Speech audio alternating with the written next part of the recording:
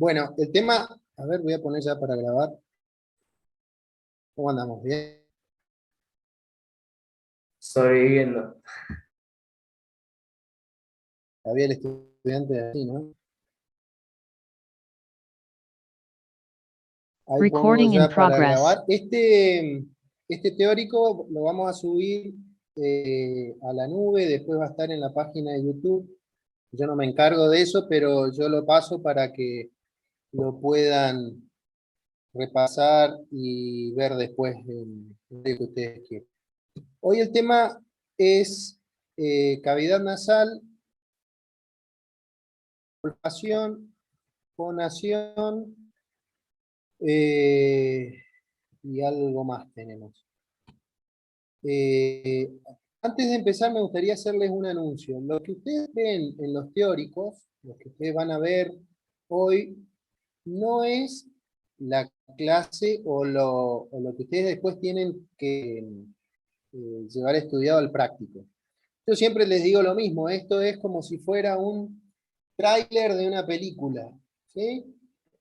Ustedes van a ver acá algunas cosas, van a tener ideas sobre eh, el tema. Yo les voy a hacer énfasis en algunas cuestiones que tienen que tener muy en cuenta a la hora de estudiar, pero no porque vean en el teórico significa que solamente el contenido que vamos a ver es el único que ustedes necesitan para el práctico, ¿sí? El teórico sirve para el que no ha leído nada del tema, como una introducción, y para el que ya tiene estudiado el tema, una especie de repaso, ¿sí? Eh, a mí, si ustedes me preguntan qué nombre me gustaría ponerle a los teóricos, serían como nociones de, ¿sí? En el caso de hoy serían nociones de cavidad nasal, fonación, olfación. Entonces ahí vamos a ver algunos temas que después les pueden servir como para orientar un poco el estudio. Bueno, empecemos.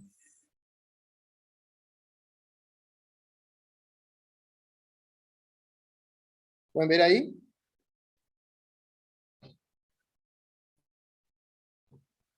Sí, se ve, se ve. ¿Qué se ve? Un perrito. Perrito. ¿Qué raza?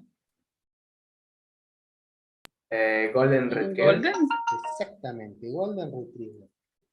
En realidad lo que yo les trato de mostrar con eso es la... Vamos a ver la anatomía de fosas nasales, pero la anatomía de fosa nasal humana. Si ustedes se ponen a buscar contenido en internet o en YouTube sobre anatomía de las fosas nasales, yo siempre les digo, traten de agregarle a eso humano, porque hay también el estudio de las fosas nasales veterinarias, entonces ahí van a encontrar un montón de cosas. Yo muestro esto porque dicen que el sentido de la olfacción en el ser humano está muy relacionado a la memoria. Y uno lo ve en el caso de los perros, lo ve aumentado, ¿no? Ustedes, si han leído por ahí un poco de fisiología, un poco de historia de la medicina, hay alguien que se llamaba Pavlov, que hacía una experiencia con los animales, con los perros, para tratar de explicar algunos fenómenos neurológicos. Lo que hacía era, en el perro, con el perro, mejor dicho, en el momento de darles de comer, hacía sonar una campana. Cada vez que le daba de comer, a la mañana y a la noche, hacía sonar una campana durante cierto tiempo. Y después no les daba de comer, pero hacía sonar la campana solamente. Y él observó que los perros empezaban a salivar, ¿no? ¿Por qué? Porque relacionaban la campana con el acto de comer. Eso se llama reflejo, un acto reflejo. Son reacciones que nuestro organismo tiene a un estímulo y que, en el cual no interviene la voluntad. ¿Sí? Eso es un acto reflejo, como cuando uno se quema sin darse cuenta con algo, la mano, y retira de golpe la mano y todavía no se dio cuenta por qué retiró la mano, y el dolor, el ardor comienza después.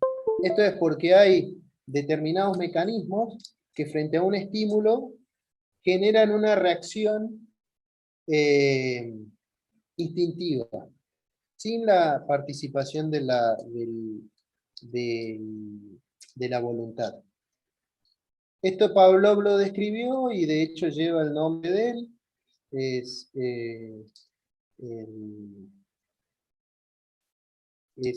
reflejo de Pavlov, y la experiencia la tenía con los perros. Yo pongo estos de ejemplo, lo pongo a los perros, porque ellos tienen aumentada la capacidad de olfacción, dicen que más de 100.000 veces la capacidad del ser humano. Si nosotros tenemos una superficie olfatoria, ya vamos a ver dónde está y de qué se trata, es de alrededor de 5 centímetros cúbicos, imagínense los perros que tienen el hocico más grande, y los perros que se encargan sobre todo que tienen, digamos, mayor, mayor capacidad de olfacción, esos perros que son los sabuesos, que tienen el hocico más grande, todavía más es la capacidad de la olfacción.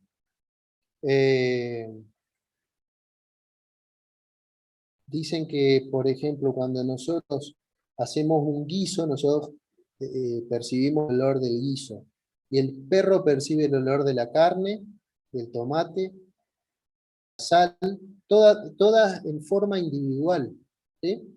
Eso es la capacidad de la olfacción, ¿sí? Y en eso tiene mucho que ver la anatomía de las fosas nasales. Eso lo pongo de ejemplo a estos simpáticos compañeros que tenemos para hacer una introducción al tema.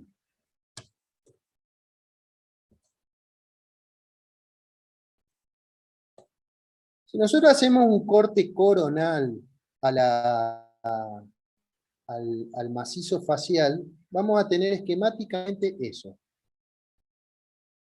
Vamos a ver. Sí.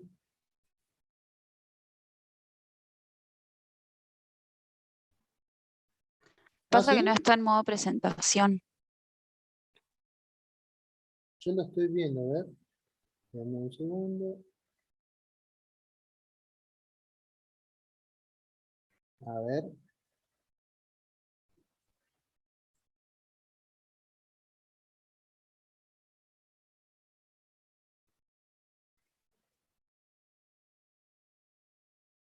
Ahí que ven.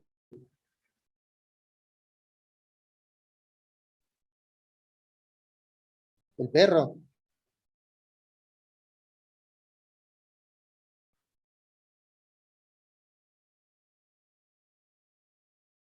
A ver.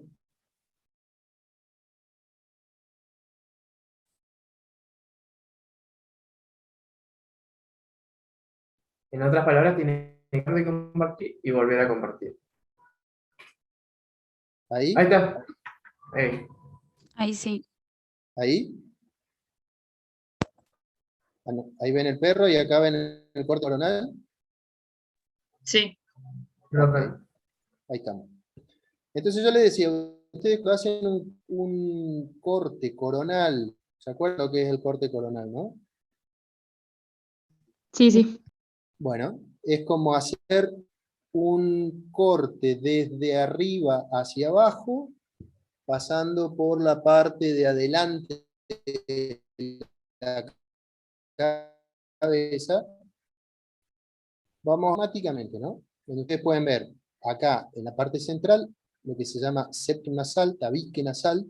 A ambos lados van a ver una cavidad que se ve ahí en un rosado más intenso. Van a ver un techo, van a ver un piso. El septum nasal o tabique nasal va a ser la pared media de cada fosa nasal. Ahora vamos a escribir una fosa nasal, pero cuando uno digamos, se está refiriendo a esto, también estamos hablando de la fosa nasal contralateral. El septum o tabique nasal va a ser la pared media o medial o interna de cada fosa nasal. Acá vamos a tener la pared lateral, que vamos a ver las adherencias. Si ustedes ven estos espacios, acá en rosado y en naranja, esos espacios son, en rosado van a ver lo que son los senos maxilares, y estos son las órbitas de los ojos.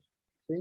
Acá van a ver otros espacios entre la cavidad nasal y la órbita, que son los senos etmoidales, o también llamadas celdas etmoidales. Y si siguiéramos acá arriba de la órbita, a nivel central, tendríamos al seno frontal o celdas frontales. Esos senos o espacios que tenemos en el macizo facial tienen una función de disminuir el peso del cráneo y dar cierta, como una especie de caja de resonancia a la voz, para la producción de la voz, digamos, o para la amplificación de la voz. ¿Sí? Ya vamos a ir más detalladamente a ver eso. Son también conocidas como cajas de resonancia, ¿no? Claro, es la de resonancia de la voz. De hecho, ustedes, por ejemplo, cuando uno tiene una sinusitis, que es la inflamación de los senos, hasta la voz parece que cambia, ¿no? Eso es porque la caja de resonancia está distinta, está patológica, entonces la percepción de la voz de uno cambia, y también la amplificación de la voz, incluso uno tiene como una voz nasal, se le dice, ¿no? Bueno, pero ahora nosotros tenemos que describirlo a la fosa nasal, y la mejor forma siempre es compararlo con alguna figura tridimensional. Entonces, la fosa nasal es lo que nosotros, si nosotros tuviéramos que describirla, yo les diría que la describan como pirámide. Una pirámide que tiene una base posterior y un vértice anterior. Esto quiere decir que el vértice va a ser el orificio nasal que nosotros vemos desde afuera, y la base es la parte posterior de la cavidad nasal. Como es una pirámide cuadrangular, como si fueran las pirámides de Egipto, vamos a tener una pared superior o techo, una pared inferior o piso, una pared lateral y una pared medial. El vértice anterior va a estar formado por el orificio nasal anterior, o también llamado narina. La base posterior es la comunicación con la nasofaringe, que se denomina coana, que es un espacio, una abertura hacia la faringe, que es más grande que las narinas, por eso esa sería la base. Y dentro vamos a tener, básicamente tenemos dos áreas. Un área que se llama olfatoria, que va a estar en el tercio superior de esa cavidad nasal, que está tapizada por un cierto tipo de epitelio diferenciado que se denomina olfatorio, que va a tener terminaciones nerviosas del nervio olfatorio. Esa sería el área olfatoria de la cavidad nasal. Más o menos ocupa el tercio superior de la cavidad. Los dos tercios inferiores se van a denominar área respiratoria. Esta zona va a estar tapizada de una mucosa que va a tener abundantes aires sanguíneos, y cuya función es básicamente calentar el aire inspirado. Vamos a volver un poquito para atrás. Entonces, cada fosa nasal o cavidad nasal va a tener un área respiratoria, que ya les voy a mostrar en otro corte, que sería acá arriba, área olfatoria y área respiratoria. Vamos a describir las paredes de esta pirámide cuadrangular. Empecemos por el techo. El techo va a estar formado básicamente por tres regiones, una anterior, una media y una posterior.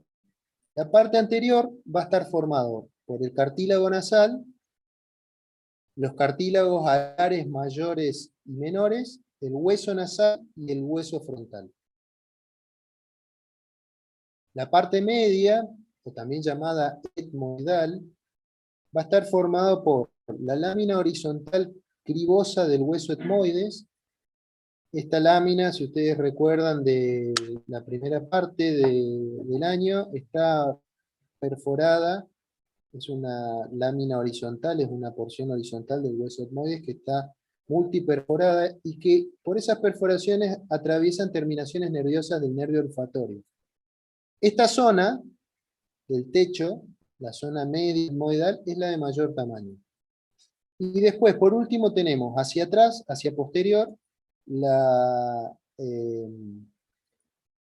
porción posterior o esfenoidal, que va a estar formado por la región anterior del cuerpo del esfenoide. Acá lo podemos ver. Esto sería el hueso esfenoides. Esto sería el etmoides con su cresta gali. Y esta sería la parte anterior. ¿Sí? Acá tenemos lo que sería el cartílago y los huesos nasales, el hueso frontal, que va a formar parte del techo de la cavidad nasal, hueso etmoidal, y la región posterior, el hueso esfenoide.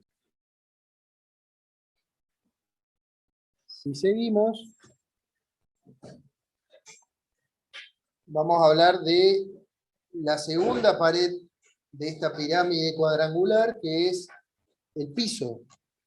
El piso de la cavidad nasal es muy fácil, está formado por la región anterior del proceso palatal maxilar superior.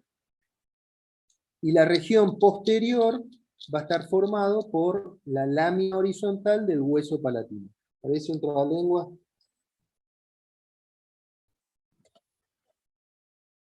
Pero es bastante fácil. Fíjense, acá tenemos el hueso maxilar, que ustedes saben es un hueso irregular, que central, simétrico, ¿no? Hay dos huesos maxilares superiores, uno a la derecha y otro a la izquierda, que tienen una porción vertical y una porción horizontal, o también denominado proceso palatino.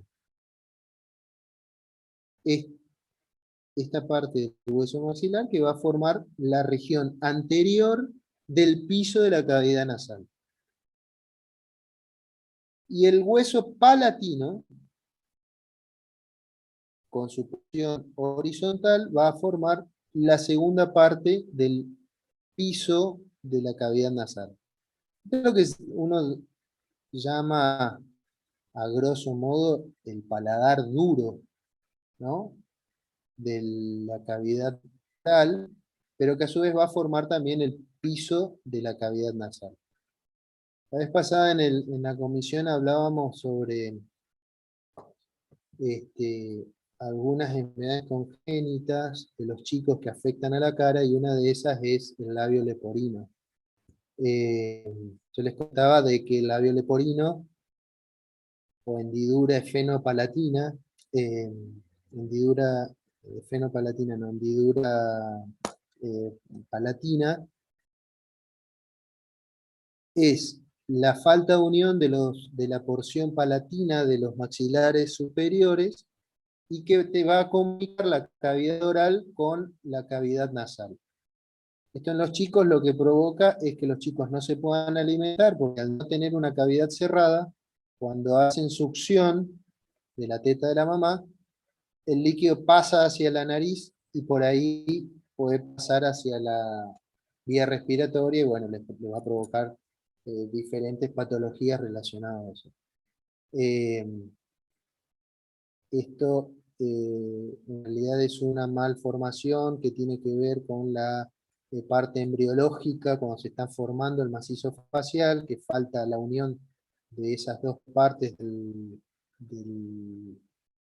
paladar, y que bueno, le trae grandes problemas a los chicos, incluso problemas con consecuencias a largo plazo o para toda la vida. Y tiene que ver con esto, con la formación del paladar o el piso de la cavidad nasal. Bueno, Quedan con el labio partido al medio también, si es solamente... ¿cómo? ¿Por qué quedan con el labio partido al medio también? Bueno, eso cuando ustedes hagan pediatría van a ver el, van a ver, van a hablar de algo, de una parte de la pediatría que son las enfermedades congénitas, o enfermedades de nacimiento. El labio leporino puede ser completo o incompleto. Se habla de completo cuando afecta no solamente a las partes blandas, al labio, y completo se llama cuando tiene, aparte de la falta de unión acá de la línea central del labio, también afecta al paladar duro. Yo les contaba a los chicos el otro día en la comisión de que esta patología en realidad no es tan difícil de resolver como otras patologías congénitas que puede llegar a tener un chico, como puede ser una patología congénita cardíaca, por ejemplo. De hecho, a veces ustedes van a ver que hay algunas campañas que hacen las sociedades de cirugía plástica, que se trasladan cirujanos plásticos a determinados lugares alejados de los centros grandes, digamos, y captan un montón de chicos que de otras, chicos a veces sin posibilidades económicas o sin obras sociales, y les resuelven estos problemas, eh, se los resuelven rápidamente. A lo mejor esos grupos operan en un día 20 chicos. Y eso está bueno porque si bien uno se imagina que el labio leporino tiene una connotación estética nada más, ustedes imagínense que estamos hablando de niños que al nacer no pueden, primero no se pueden alimentar, porque cada vez que toman la teta, la leche se le pasa a la cavidad nasal y de ahí a la vía respiratoria. Entonces ya desde el vamos, son chicos que van a ser desnutridos. Chicos que a lo mejor, por este pasaje de comida a la vía respiratoria, van a tener infecciones respiratorias constantes, digamos. Con lo cual eso también les afecta al crecimiento. Sumado a que, como tienen un retardo en el crecimiento, también van a tener un retardo en el crecimiento o en la maduración cerebral. Entonces, estos chicos habitualmente son chiquitos de tamaño, con cierto grado de retraso madurativo, y que si no se resuelve eso, cuando llegan a la escuela es sobre llovido mojado, porque ustedes saben que en la escuela los chicos son a veces muy crueles con estos chicos y sobre que tienen una patología que les afecta la imagen corporal. Son chiquitos, son medio, tienen algún retraso en el aprendizaje, con lo cual en la escuela son blancos de bullying. Y esos chicos, aparte de todas estas cosas que traen consecuencias el labio leporino, empiezan a desarrollar también algún tipo de patología psicológica. No tienen aceptación de sí mismos, son chicos que a veces son antisociales, no quieren ir a a juntarse con otros amiguitos, se quedan permanentemente en la casa, con lo cual también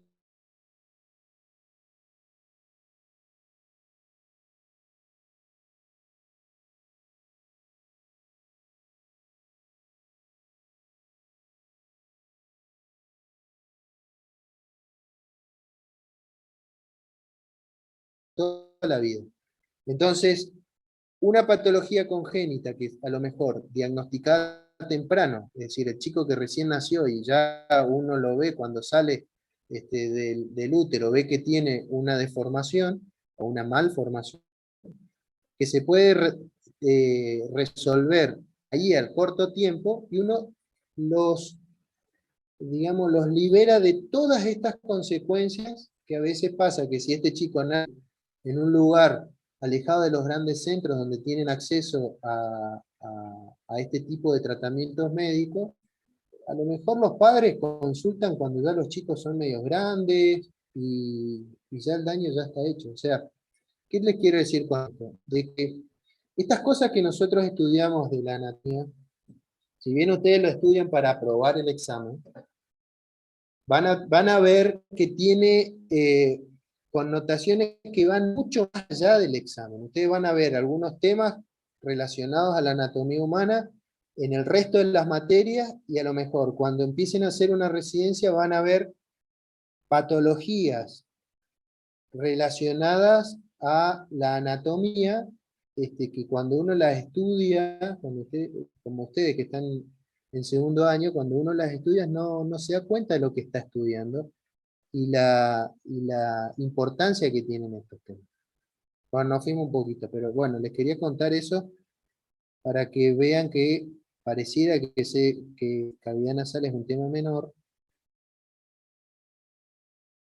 pero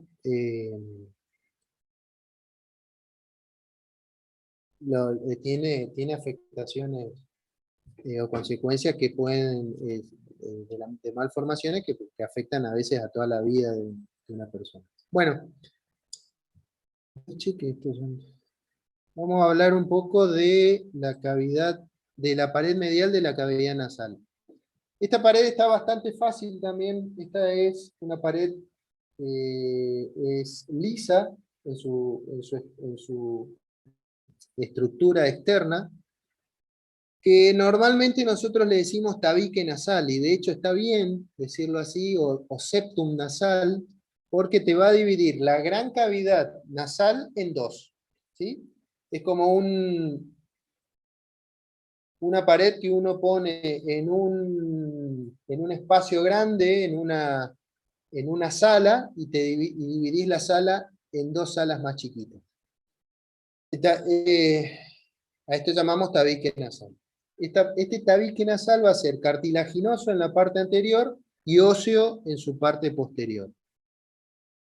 En la parte posterior, es decir, en la parte ósea, vamos a encontrar al hueso vomer y a la porción horizontal del hueso etmoides. El hueso etmoides acá tiene un protagonismo muy importante porque básicamente es el hueso central de la cavidad nasal. También vamos a ver porciones de otros huesos que participan en la formación de este tabique nasal. Por ejemplo, vamos a ver algo que se llama cresta del esfenoides, ya vamos a ver dónde está, la cresta nasal del maxilar superior, la cresta nasal del palatino, la cresta incisiva del maxilar superior, parte del hueso nasal, que va a formar el techo, también va a formar parte del tabique nasal, y la espina nasal del hueso frontal. Estos huesos participan en un porcentaje muy pequeño de la formación del tabique nasal. Básicamente el tabique nasal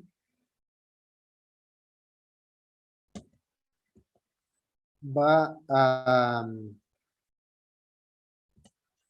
estar formado por el vomer y la porción vertical del hueso etmoides.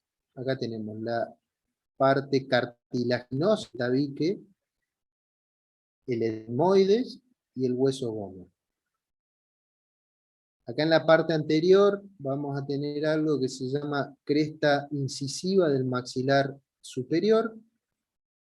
Acá en la parte inferior del tabique nasal vamos a tener una participación del maxilar superior que se llama cresta nasal del maxilar superior.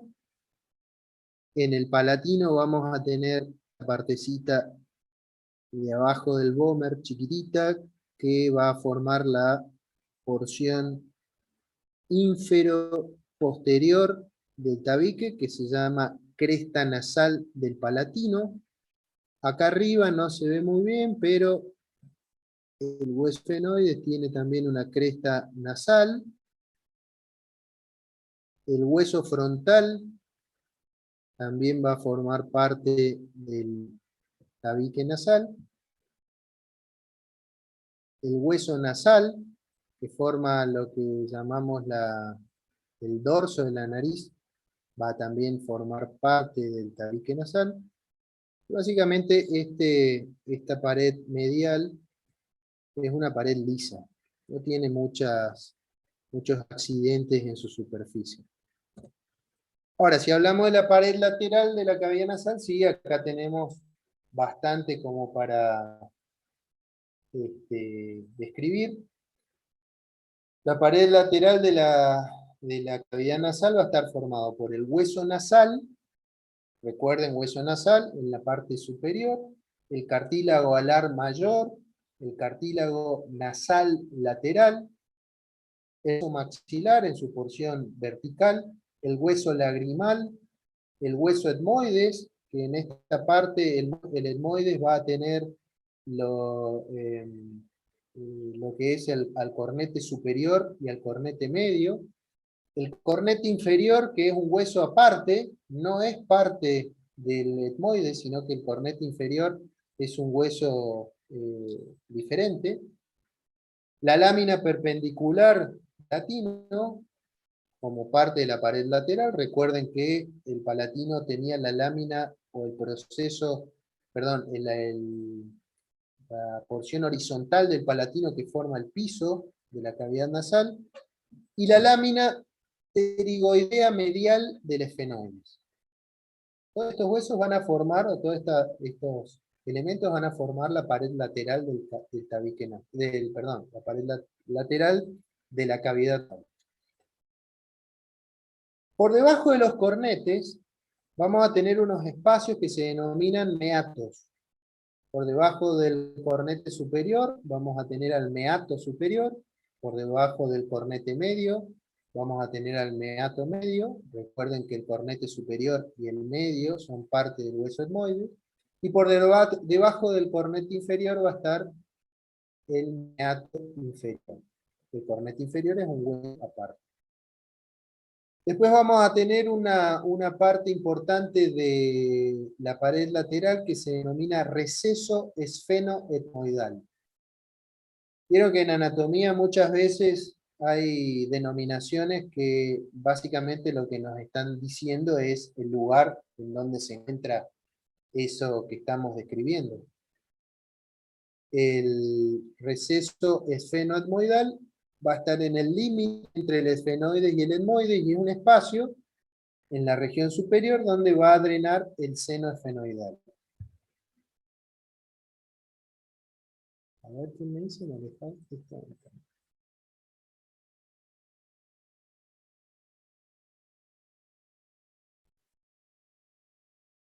Profe, hay una Sí. compañera que quiere entrar. Sí, ahí está, ahí lo estoy metiendo. Ahí está.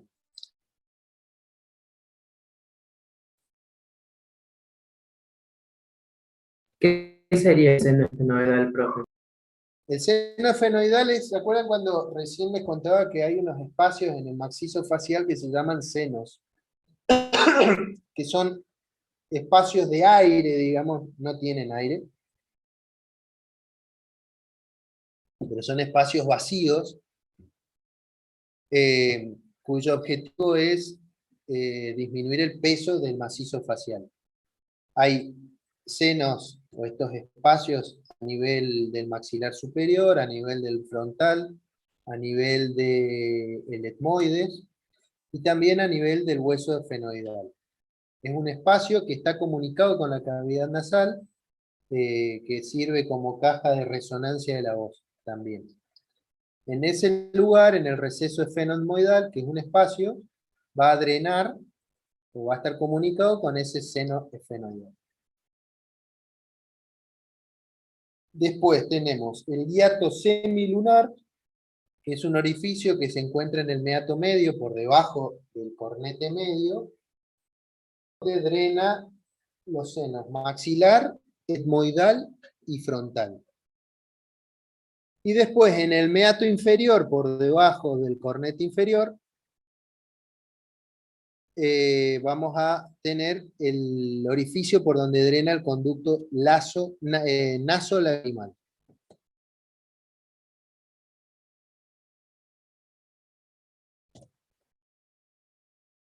A ver, vamos a poner esto por acá.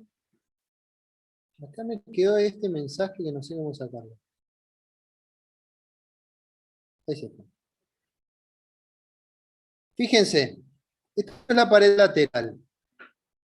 Rápidamente vamos a ver acá el hueso nasal, este es el frontal, este es el etmoides, este es el efenoides.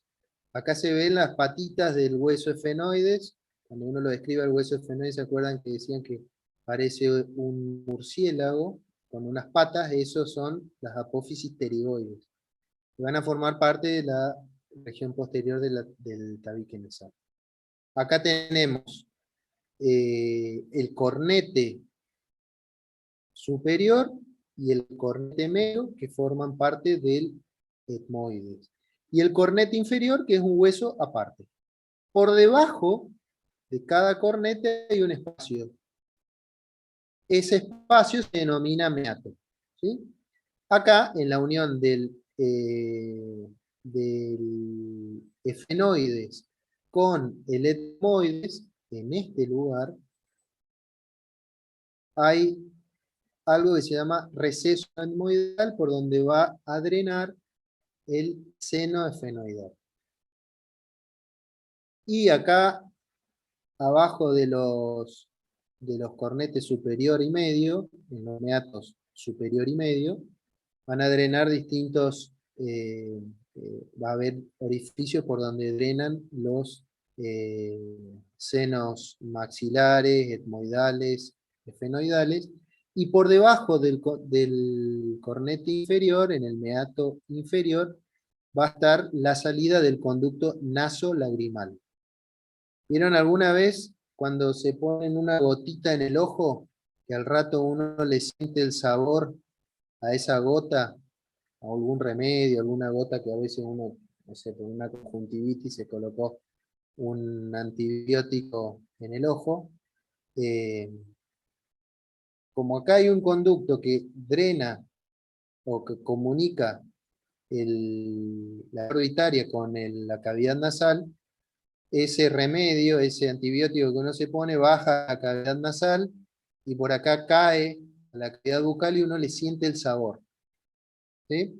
Por eso también es cuando uno llora, también moquea, ¿no? Es porque la producción de lágrimas a nivel del ojo se va a drenar también hacia la cavidad nasal por el conducto nasolagrimal y se te va a llenar de secreción, que son lágrimas, la cavidad nasal.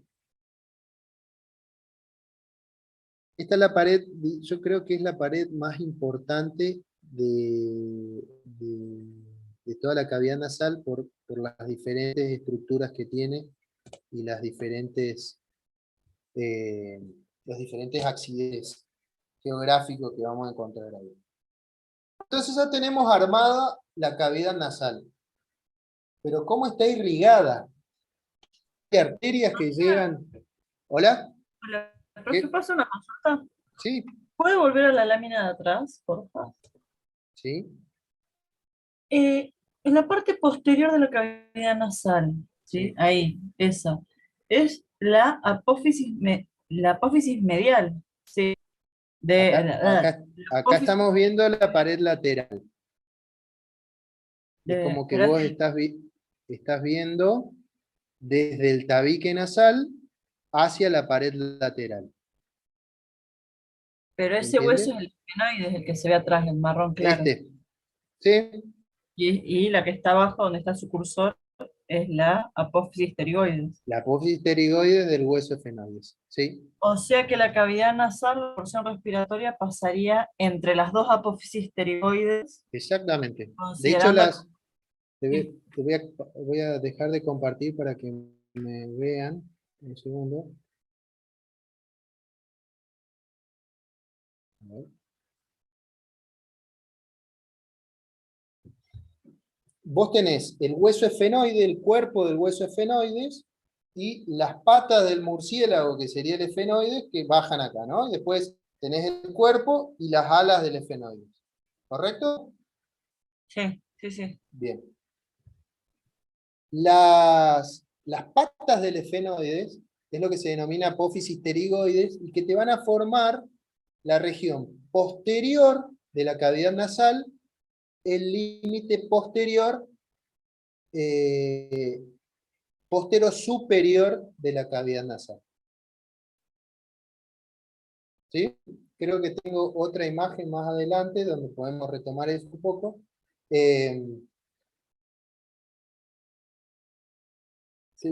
También se los denomina pilares de la cavidad nasal porque estas apófisis pterigoides, viste que son como huecas hacia adelante. Ahí va a haber tejido linfático que va a formar algo que se llama anillo de Waldeyer, que se continúa con las amígdalas que están en la boca, en la cavidad oral. ¿Sí? Eso está dentro de la cavidad que tiene, una concavidad anterior que tiene las apófisis pterigoides del efenoide. Ese tejido linfático lo que hace es formar una especie de anillo. Vos tenés acá adelante la cavidad nasal, acá abajo la cavidad bucal, y un anillo linfático que está dentro de las apófisis pterigoides, que lo que van a hacer es proteger de alguna forma todas las infecciones respiratorias altas. Por eso es que cuando uno tiene una infección de la garganta, que le decimos faringitis, que es una inflamación de la faringe, ese anillo de Waldeyer, que es un tejido linfático que está dentro de las apófisis pterigoides, ese tejido linfático, son ganglios, se inflaman. Y por eso cuando uno abre la boca y se mira la garganta en el espejo, se ve que tiene las amígdalas, que son ganglios linfáticos inflamados. Eso es porque hay una infección ahí regional. Ese tejido linfático está dentro de las apófisis pterigoides del efenoide. No sé si contesté tu pregunta, pero no me voy siempre por otro lado. Pero estas estructuras que usted menciona son bien retrofaríngeas. No sé si se dice así, pero están bien atrás. Bien O sea, atrás. dicho vulgarmente, ya donde la nariz conecta con la boca, con la garganta. Exactamente. Ahora ya vamos a ir hacia eso cuando hablemos de faringe. Esa es una zona que se llama nasofaringe. Ahí está, ahí está. ¿Sí? Buenísimo, gracias. Uno a veces, viste, cuando vas estudiando esto,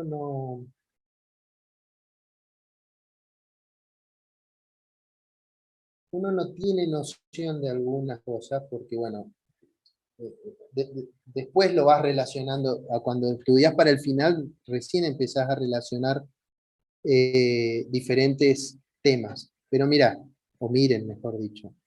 Cavidad nasal, ¿no? Acá no hay nada. Está el paladar, está la cavidad oral y acá no hay nada. Es decir, que si yo meto mano en la boca de alguien con el dedo para arriba, podría dar esta zona. Mi mano con guante, ¿no? Porque esta es una zona de comunión o comunicación entre la cavidad oral y la cavidad nasal. ¿Se dan cuenta de eso? Sí, profe. ¿Sí? Bueno. ¿Y el Ahora, paladar blando de ahí? ¿cómo? El paladar blando, El paladar blando estaría acá. pero no es tan extenso. ¿Sí? No, no, no, tiene pocos centímetros, es lo que usted cuando abre la boca en la úvula, y es más bien muscular. ¿Sí? Ok, ok. Pero, fíjense que nosotros estamos hablando acá del hueso esfenoides, ¿no? Yo le decía recién, apocipterigoides, cuerpo del esfenoides, silla turca. ¿Se ven acá? La silla turca, el hueso del esfenoides. Sí. ¿Qué está en la silla turca? Ay, La hipófisis. ¿Qué está? La glándula hipófisis. La Y hipófisis. la glándula hipófisis. Quiere decir que si yo meto mi mano con el guante, podría tocar la parte inferior del cuerpo del esfenoide, con lo cual a 2 centímetros de la glándula hipófisis, ¿no? Si meto Exactamente. mi dedo y toco acá con el dedo, estoy a 2 centímetros menos, 1,5 centímetros de la hipófisis, ¿no es cierto? Sí. Sí. La hipófisis es parte del sistema nervioso central, estamos hablando del cerebro. O sea que cuando uno estudia que parece como que la cavidad nasal está lejísimo del cerebro, en realidad estás hablando de pocos centímetros, ¿no?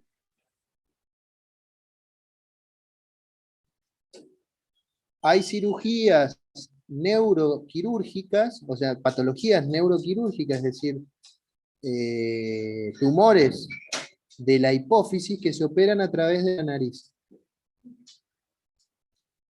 Con instrumental muy finito, con endoscopios, es decir, esas mangueritas que tienen una cámara. Hay cirujanos, neurocirujanos, que te operan un tumor hipofisiario por la nariz, porque está acá, es mucho más fácil de llegar por acá, abrir el cráneo, no sé, acá, o en el hueso temporal que tiene que atravesar todo. ¿Se entiende, no? Es decir, es mucho más cerca resolver una patología del piso del cráneo a través de estas cavidades. o Ya vamos a volver. ¿Cómo? como los egipcios, Que trepanaban los cráneos. claro, que te sacaban los sesos por la nariz. Claro, no sé con qué fin lo hacían ellos, pero bueno, sí, podríamos decir que es una herramienta que se puede usar para distintos objetivos, ¿no? Ya vamos a volver sobre eso y ya van a ver qué relación tiene todas estas cosas que estamos estudiando con otras cuestiones que son un poco más complejas. Sigamos. Profe, y una pregunta más con esa imagen. Sí. ¿Qué es esa cavidad que está, bueno, abajo de lo que sería la hipófisis, ¿no? La otra, Esto, esa. este es lo que hablaba del seno esfenoidal, el espacio que hay adentro del cuerpo del esfenoides, cuyo fin es que el hueso sea más liviano, digamos. Fíjate que acá hay otra, esto está en el hueso frontal, que se llama seno frontal. Y cuando uno habla de una sinusitis, lo que está hablando es de una inflamación del seno.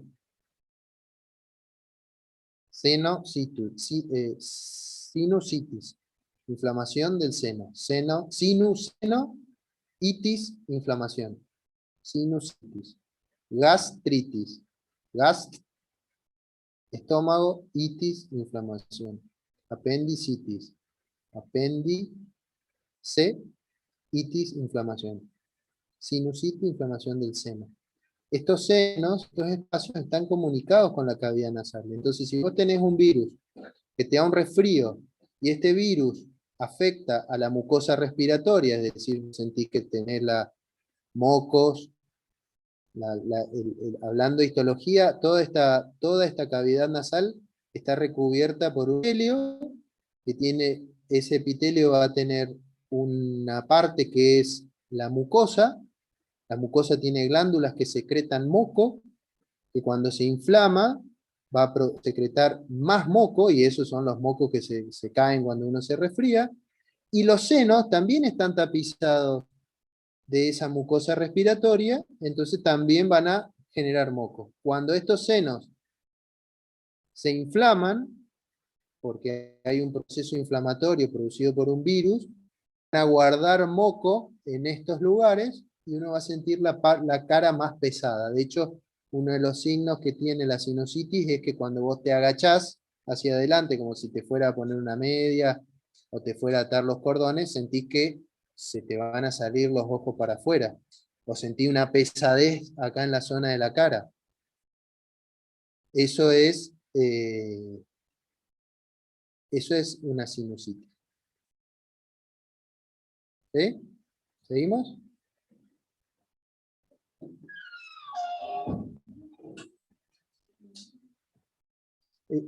Un segundo, chicos.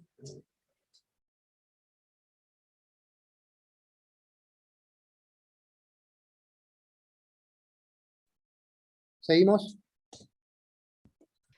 Profe, una consulta. ¿Esos Sí. senos son somáticos o algo pasa por dentro? No es solo No, aire solo que- tienen aire nada más. Yo le decía al principio que en realidad no tienen aire porque cuando uno nace, esos senos están desarrollados y después se cierran el cráneo y te va a dar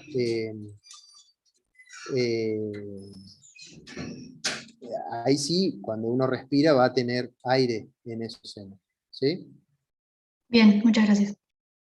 Vamos a hablar sobre irrigación de la cavidad nasal. Un poco más rápido porque la verdad que se nos va el tiempo.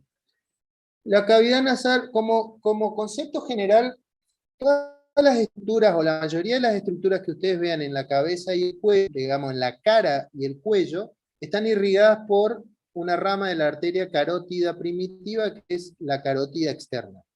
A nivel del cuello, la carótida externa se divide a nivel del cuello, la carótida común se divide en interna y externa. La interna, la carótida interna, no da ninguna rama en el cuello ni en la cara, porque es exclusiva para la irrigación del encéfalo. De hecho, atraviesa la base del cráneo y se mete al cráneo para irrigar al encéfalo. Pero la carótida externa, sí. La carótida externa da un montón de ramas a nivel del cuello y de la cara para irrigar diferentes estructuras. En la cavidad nasal,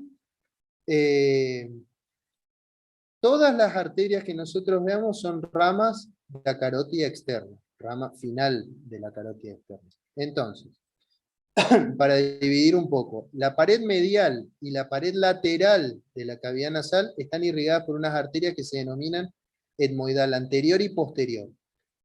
Estas etmoidales, anterior y posterior, son ramas de la oftálmica, que es una de las ramas secundarias de la carótida externa.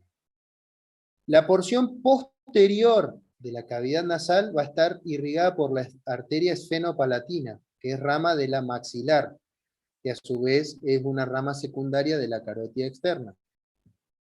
La porción anterior de la cavidad nasal está irrigada por la arteria palatina mayor, que también es una rama de la maxilar, que a su vez es rama secundaria de la carótida externa.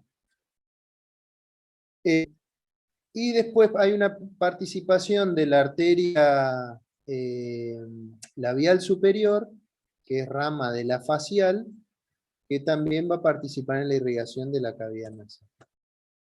Fíjense, acá tenemos la carótida externa, por debajo del hueso efenoides, que ingresa y te va a dar diferentes ramas. ¿Sí? Acá tenés la esfenopalatina, que se llama así porque pasa entre el efenoides y el paladar. Esto es como que dimos vuelta y acá, esta parte de acá arriba es el tabique nasal. Esto es como si lo dieras vuelta para abajo, va a formar acá, va a cerrar la cavidad nasal. Y después las diferentes ramas que irrigan la pared lateral. Acá hay una zona de confluencia donde hay una unión que se llama, ya me voy a acordar, pero es una unión de diferentes capilares arteriales que se llama plexo, bueno, ya me voy a acordar, tiene un nombre propio, en la región anterior de la pared lateral de la cavidad nasal, que es el origen o el sitio de sangrado más habitual en la nariz. El sangrado de la nariz se llama epistaxis.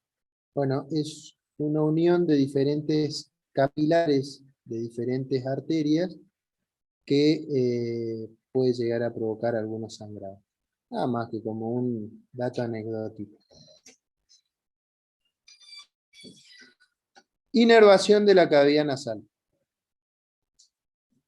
Profe, hay una pregunta. Que cuando generalmente o te sacas un pelito por ahí de la nariz, o te enganchas justo, o te pones un anito en la nariz y todo eso, O te tocas la te nariz. lagrimean. ¿Cómo? O te tocas la nariz. O te tocas la nariz, Sí, sí, es como que también te va a lagrimar el ojo. Es porque tenemos las mismas inervaciones tanto en la claro, zona del. exactamente. Ahora vamos a hablar un poco de eso y vamos a hablar un poquito sobre el sentido de la olfacción y cuál es digamos, el camino que recorre el olfato, digamos. Pero sí, viste, a veces pasa que uno va al odontólogo, te pone la anestesia para arreglarte, ponele un diente de la parte de arriba del maxilar superior, y a veces eso te provoca hasta anestesia no solo del lugar donde va a trabajar el odontólogo, sino de parte de la cara, la nariz y la lengua. Eso es porque acá en la región de los dos maxilares hay ramos nerviosos sensitivos que son ramas del nervio trigémino y del nervio facial, que te pueden provocar eso, digamos, una anestesia de varias partes de la cara, por afectación de eso, por bloqueo, digamos, anestésico de esos ramos nerviosos. Le voy a decir, relación a esto, cómo está inervada la cavidad nasal, es decir, los nervios que van a dar sensibilidad a la cavidad nasal. Ahí tenemos, en el tabique nasal va a estar inervado por un nervio que es el nervio etmoidal anterior, que es una rama del nervio trigémino, el nervio nasopalatino. Y en la pared lateral está inervado por el nervio etmoidal anterior, el nervio nasal lateral superoexterno y el nervio nasal latero posterior. Todos estos son ramas del nervio trigémino. Fíjense. Acá tenemos, a ver, ¿dónde está? Profe, ¿podés volver un cachito a la diapositiva anterior? Sí, Ahí está. esto, ok. Fíjense, acá tenemos un ganglio que se llama ganglio pterigopalatino, va a estar localizado ahí en la zona de la apófisis pterigoide y de la cual salen diferentes ramas. Este, por ejemplo, es el ramo nasal posterior superior, este es el ramo nasal posterior inferior, que va a inervar a la pared lateral de la cavidad nasal. Acá tenés el nervio nasal interno, que fíjate que llega hasta prácticamente, digamos, el tabique nasal o el techo de la cavidad nasal. Y en relación a lo que preguntabas vos recién, este nervio nasal también va a perforar y va a subir hasta la órbita y va a tener ramos que son orbitarios. Es decir, que muchas veces cuando vos te golpeas la nariz, te lagrimean los ojos, o como decía recién, te saca un pelito o lo que sea, te tocas, te lastimás y te lagrimean los ojos. Es por eso, porque son ramas ramas de nervios sensitivos que también llegan hasta la región orbital. Pero cuando hablamos de la inervación de la cavidad nasal, tenemos que hablar del sentido de la olfacción. El sentido de la olfacción está dado por un nervio que se denomina nervio olfatorio, que es el primer par craneal. Nosotros tenemos 12 pares craneales, que es una de las preguntas de examen de la parte de neuroanatomía. El primer par craneal es el olfatorio y es un nervio sensitivo. Este nervio olfatorio lo que va a hacer es transportar a través de la vía olfatoria todas las sensaciones olfatorias hasta una determinada parte de la corteza cerebral, donde esos olores se van a interpretar y se van a asociar a algo, ¿sí? A un objeto, a algún recuerdo. Esta vía olfatoria comienza en las células olfatorias que están en el epitelio olfatorio, en el área olfatoria, que es la parte superior de la cavidad nasal y que mide más o menos 5 centímetros cúbicos, el área olfatoria. Y estas células olfatorias son de 3 tipos. Hay unas que son receptoras, otras que son células de soporte, y las células basales, que son las que van a ir formando las distintas células que forman el área olfatoria. Cada célula receptora va a tener un axón, es decir, que es una neurona. El axón es una parte de la neurona, y estos axones se van uniendo y van formando raíces nerviosas que a su vez se van uniendo y van a formar el nervio olfatorio, que asciende por la cavidad nasal, atraviesa la lámina cribosa y va a terminar en un órgano que se llama bulbo olfatorio. Hay dos, uno derecho y uno izquierdo, arriba de cada fosa nasal, ubicados a ambos lados de la cresta Galli, que van a recibir al nervio olfatorio. Después del bulbo olfatorio, se va a formar algo que se llama tracto olfatorio, que va a pasar por el surco olfatorio y posterior al quiasma óptico. El quiasma óptico es el lugar donde el nervio óptico se divide. Por detrás de ese lugar, esto estamos hablando en la base del cráneo, en la cara endocraneana.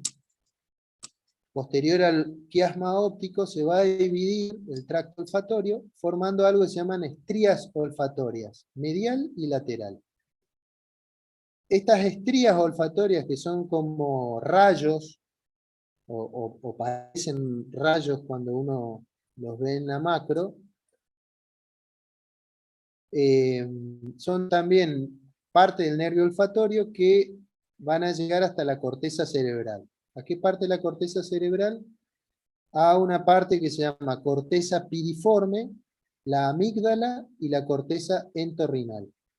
Y de ahí pasan a otra parte de la corteza cerebral que se llama corteza orbitofrontal. Esto, chicos, por ahí es medio un lío para ustedes porque esto en realidad es neuroanatomía. Pero bueno, son más o menos nociones de la vía olfatoria. Fíjense, nosotros tenemos acá, esto es la lámina horizontal del hueso etmoides, o lámina cribosa. Este es el epitelio olfatorio, donde están las terminaciones nerviosas del nervio olfatorio.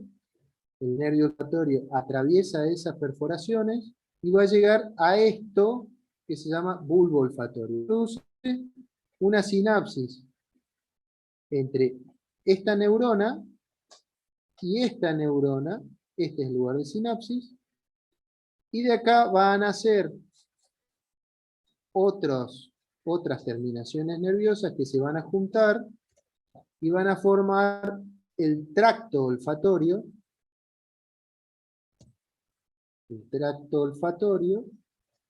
que se va a ir hacia la región posterior y van a llegar a la corteza olfatoria, que son, en la corteza olfatoria vamos a encontrar las áreas donde hay neuronas que van a interpretar esos olores.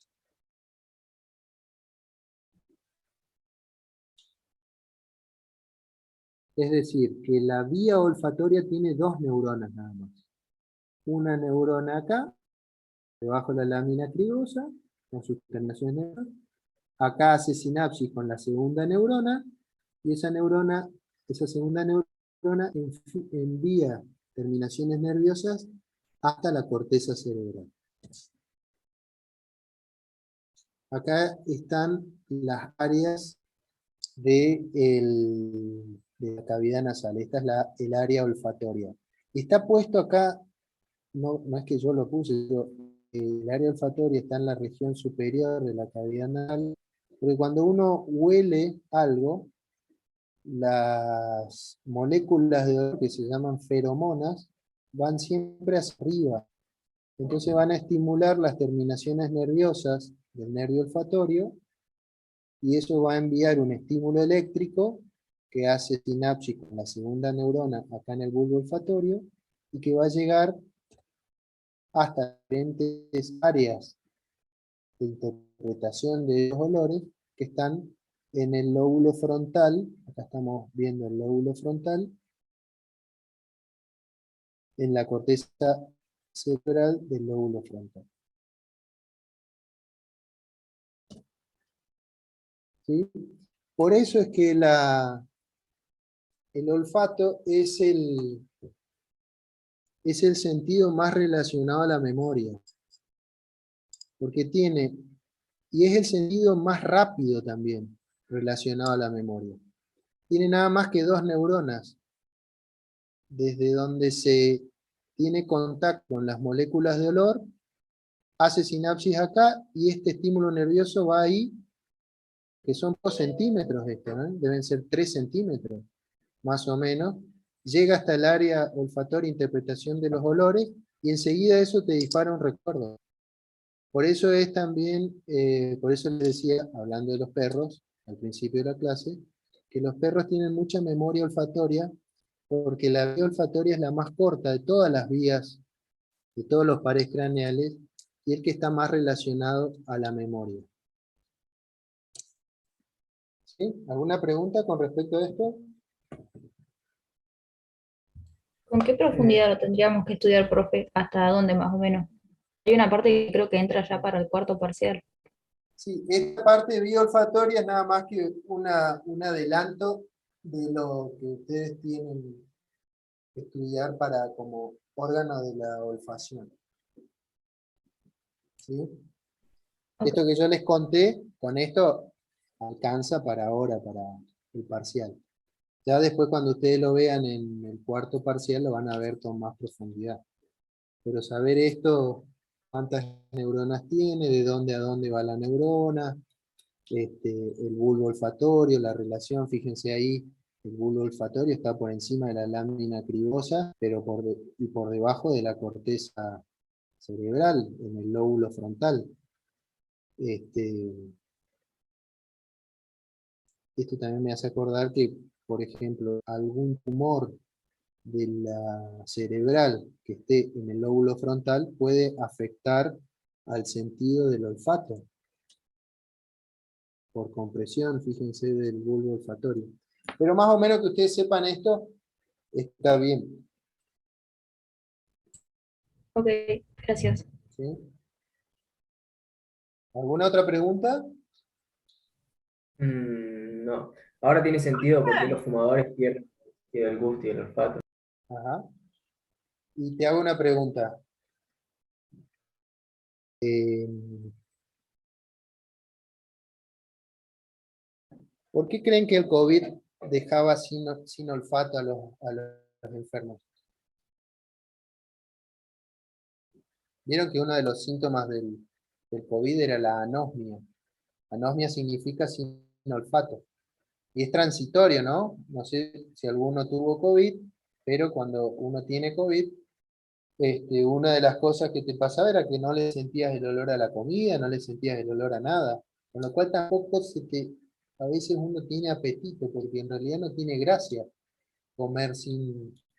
Hasta los sabores desprenden moléculas de olor y te generan apetito. Esto tiene que ver con el reflejo de Pavlov que hablaba al principio, que El comer muchas veces es un hábito que está disparado por un reflejo. A lo mejor uno no tiene hambre, pero pasa delante del McDonald's y tiene ganas de comer McDonald's, ¿no? Es un reflejo. Y cuando vos no tenés olfato, medio que la comida no tiene gracia, medio que uno no tiene hambre. A mí me pasó cuando tuve COVID, estuve una semana sin olfato.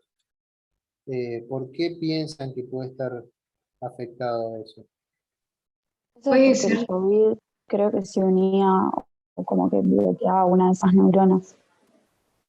Algo así había Claro, escuchado. sí, también, sí, porque tenía cierta afectación, cierta, digamos, predilección por las terminaciones nerviosas del nervio olfatorio. Sumado a que también, cuando vos tenés acá la mucosa respiratoria, porque en algunas grietas perdés el olfato, pero tiene más que ver con la inflamación de la mucosa de acá, de la mucosa respiratoria, que hace que las terminaciones nerviosas no tengan contacto con la molécula de olor, entonces vos no sentís los olores, pero es porque está inflamado nada más la mucosa. Pasó la inflamación, las terminaciones nerviosas quedaron de nuevo en contacto con el aire, digamos, dentro de la cavidad nasal, y pueden ser dadas por las feromonas. Pero también en el COVID decían que había cierto grado de afectación neurológica, es decir, afecta a, a los nervios, en este caso el nervio olfatorio, por eso uno se quedaba sin olfato. Profe, Nos están, sí, y cuando perdés el olfato, viste que también perdés el gusto en ciertas ocasiones, eso es por eso que decís de los olores, o sí. también tiene que ver con las terminaciones nerviosas. Tiene que ver, si es una afectación neurológica, hay nervios que son comunes, digamos, al sentido del olfato y al sentido del gusto. Pero más que nada, cuando uno pierde el olfato, pierde también un poco el apetito porque este, hay mucha relación entre los olores y los sabores. Entonces, viste, no sentís el olor de la comida, no sentís el sabor y no tenés apetito. ¿Sí? Chicos, ya nos estamos quedando sin tiempo. Esto que vimos hoy es una parte, digamos, del tema. Nos queda colgado algo de deglución y fonación. La semana que viene yo tengo que dar el teórico también, que voy a dar cuello. Así que ahí vamos a tocar los temas que no nos alcanzó tiempo para hoy. ¿Eh? La semana que viene por ahí nos vamos a extender un poco más. ¿Les parece? Sí, Dale, profe. profe. Bueno, buena semana, estudien y nos encontramos la semana que viene. Yo en general tengo otras actividades, así que dispongo de este tiempo, pero les prometo que la semana que viene vamos a mirar un poco de los temas que nos quedaron colgados ahora. Profe, ¿cuáles eran los temas que quedaron? Fonación, es decir, vamos a hablar de laringe y cuerdas vocales. Olfacción ya vimos, y deglución, que vamos a hablar de, perdón, fonación es laringe y cuerdas vocales, y deglución es faringe y parte de esófago. Tiene relación con la cavidad nasal, ya lo vamos a ver la semana que viene. Y esos son los que nos quedaron colgados, y la semana que viene vamos a ver cuello, músculos, algunos triángulos que tienen que saber, zonas especiales del cuello. Gracias, profe. Bueno, nos vemos la semana que viene. Gracias, chicos. Gracias, profe. Gracias, profe. Chao.